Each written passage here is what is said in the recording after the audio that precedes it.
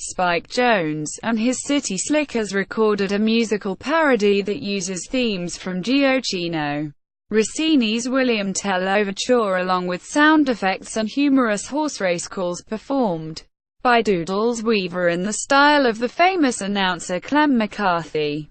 Jones released his version as a single in 1948 and it peaked at number 6 on the charts. The song was included on the album Spike Jones's Murdering the Classics in 1971 and has frequently been included in various greatest hits compilations. The recording begins with the storm portion of the overture, played frenetically, with the band accompanied by barking dogs and clanging objects of various kinds. The progression is brought to a sudden end with the bang of one of the famous guns in Jones's unique percussion section. The call to the cows begins with normal instruments and artificial bird chirps.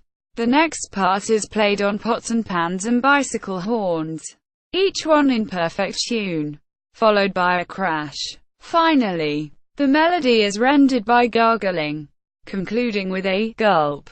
Quote, "The finale, a.k.a. The Cavalry Charge, is played on the normal instruments of a big band, mostly as an underscore to the commentary of Doodles Weaver, who is describing a horse race. Weaver introduces the racehorses, some of them bearing a name similar to a real horse. Stu Chan for Stagehand, Dogbiscuit for Seabiscuit, and some of them with joke names. Girdle, in the stretch, perennially trailing the field with distant 20-to-1 odds is the horse Feetlebaum.